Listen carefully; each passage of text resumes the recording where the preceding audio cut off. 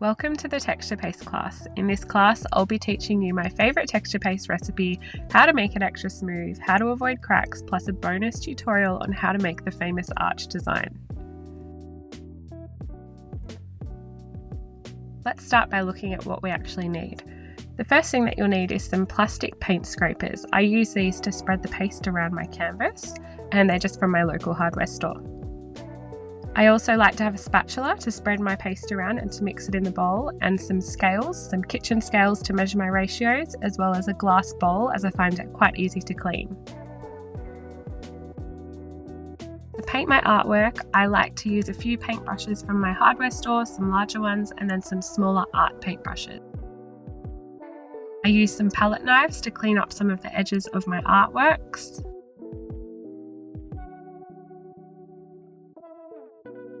And to create the notched effects of the arches, I use some plastic adhesive spreaders, which are these notch tools, and I like to use the zigzag ones or the square notched ones. With the square notched, I recommend using something around the 4 to 6 millimeters. It's much easier to get smaller full lines rather than an 8 millimeter. And then there's also these paint scrapers from an art store. You can also use a larger notched trowel from the hardware store as well. These are all tools from the tiling section.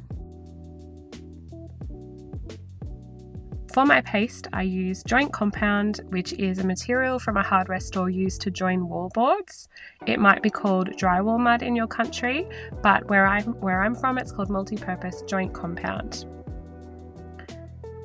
And I then like to add in some acrylic paint. And then an optional ingredient to add in is some light modelling paste, and my favourite is by Liquitex.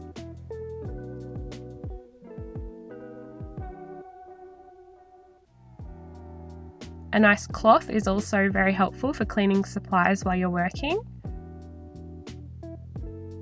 And to paint my arch design, I use interior wall paint from my hardware store, and I just get their sample pots, and you can use some spray varnish, some spray picture varnish to finish it off after the paint is dry.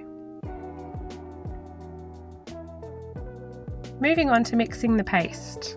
I start by getting my bowl on top of my kitchen scales, and I'm going to measure my paste at a ratio of 3 parts joint compound.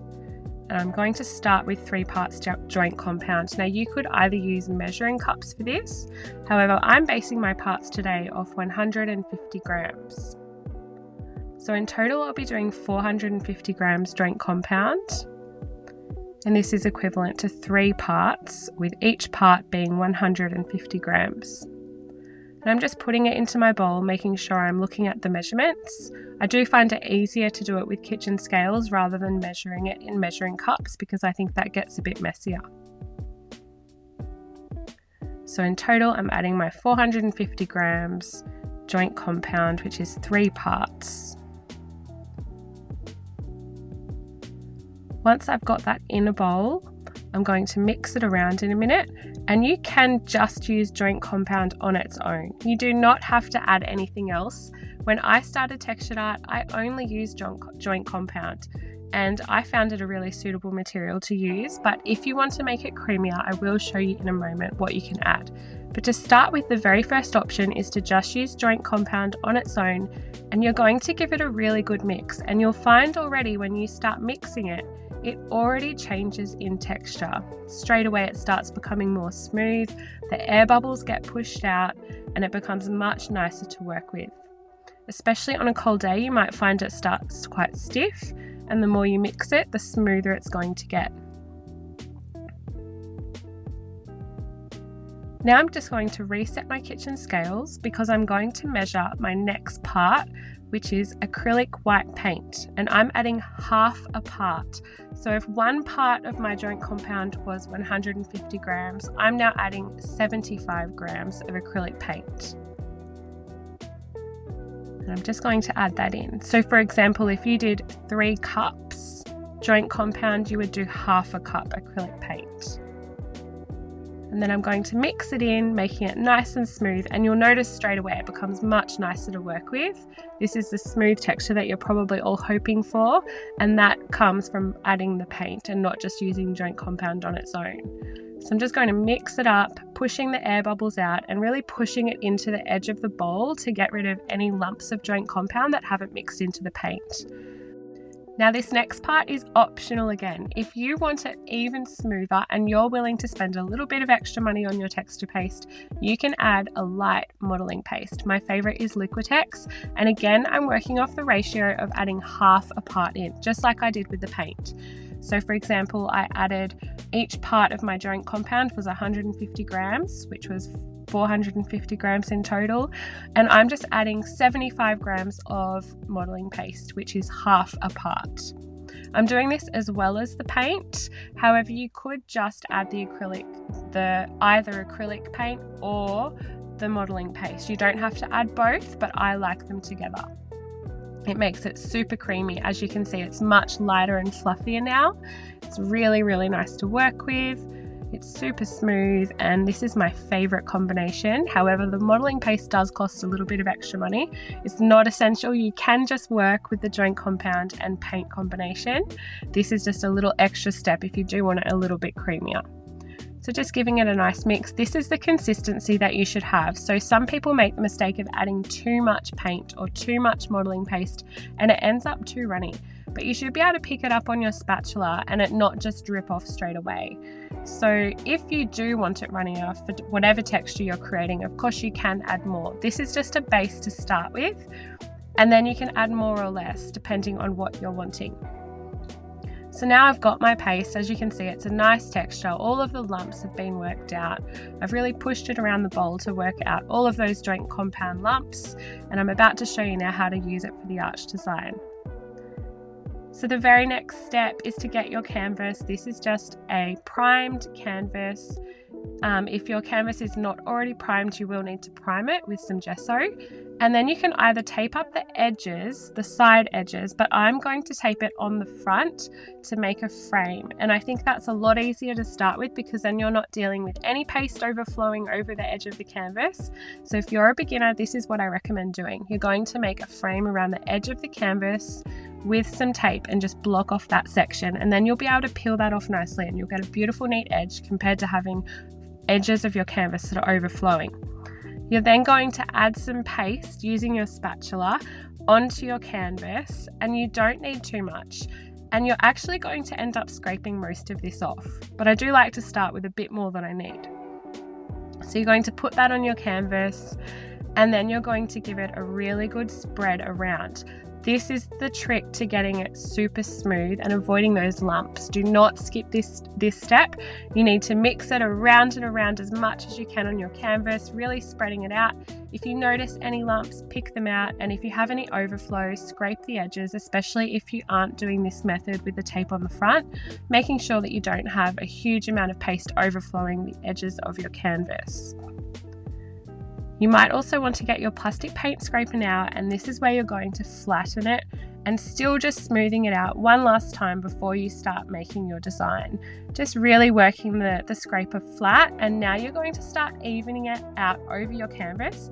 And you'll notice I'm actually scraping a lot of paste back into the bowl now. This is really important because you don't want too much paste on your canvas, because that's one thing that can cause cracks. So now I'm going to start using my plastic paint scraper really flat. I'm not using it up at a right angle. I'm using it really flat on my canvas, spreading it so that I get a really even layer. I want it to all be even, and I'm scraping lots of paste back into the bowl. One of the biggest mistakes that people make with textured art is applying too much paste to their canvas, because that's going to make it really hard to work with and cause cracks. So you'll notice that I am scraping lots back into the bowl. Before I show the arch design, I'm just going to show you quickly what will happen with your arch if you have too much paste on your canvas. Now you can see as I'm coming back down, I have a huge lumpy edge on the left-hand side. And that's because I have too much paste, particularly in the center of my canvas. And that's often where people get too much paste, because the canvas does sag a little bit and become quite heavy. So it really fills up in the center. And that's what will happen if you have too much paste. So if you're getting that, it means that you need to scrape a little bit off. I'm just smoothing it out. I'm not even going to add any more paste to redo my design. I'm just going to smooth it out and scrape a little bit off, just making sure I've really got that center of the canvas not too heavy with too much paste, so that I can get a nice clean arch. I'm just flattening out my lines again. You can do whatever background texture you want to, and I'm just showing you here, see there's really not much paste on the canvas, it's actually quite thin. I'm dipping that all the way in through to the canvas. Okay, now it's time to show you how to do a nice arch. One little tip is to add a little bit of extra paste at the start of your arch. That means you can have less paste on the rest of your canvas, but your lines will still be nice and full. So that's a little extra tip that I'm giving you. And I'm just making it the width of roughly where I want my tool to be. I'm starting this arch a little bit off center because this is quite a small canvas. And my finger is just going to run along the edge. So one little extra tip to get a nice straight arch is to have your finger held nice and firmly on the back of your scraper, and you're going to run it firmly along the side of your canvas. I'm holding my scraper tool flat towards the canvas. I'm not holding it up at a 90-degree angle. You're going to hold it back and running my hand along that edge of the canvas to keep it nice and straight. And then as I'm turning, I'm trying to keep the center in the same spot, and then I'm actually just leaning back with my whole body. I'm not pulling back with my arms, I'm actually just tilting back because I'm standing up, and I'm just tilting back with my whole body, which makes it much easier. If you pull back with your arms rather than the weight of your body, you'll end up with a crooked arch. Make sure you clean off your scraper tool straight away. Every single time you use your scraper tool, it's really important to clean your tool and not start again with a messy tool. And if there's any chunks that you don't like, you can get your little tool and just clean it up. Now, I'm not going to clean up every little chunk because when you're finished, one little tip to get everything nice and smooth how you want it, if there's any lumps that you don't want, you can actually just get some 220 grit sandpaper and sand that off before you paint it. I'm going to do an overlapping arch now, and I'm just smoothing out a section, which makes it a little bit easier. You don't have to, but I like to just smooth a section out. Roughly the size of my arch. Again, I'm going to just drag that little bit in so that there's not a big lump in the center there, and just add a little bit of extra paste where my arch is going to start, and then just use the same technique. So running my finger up along the edge to keep it nice and straight. This time I'm just doing a half arch.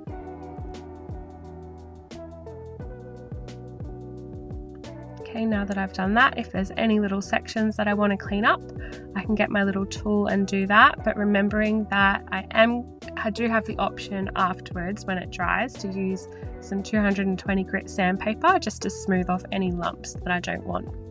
So don't get too focused on making it perfect when you have the paste, because you can always clean it up with sandpaper at the end.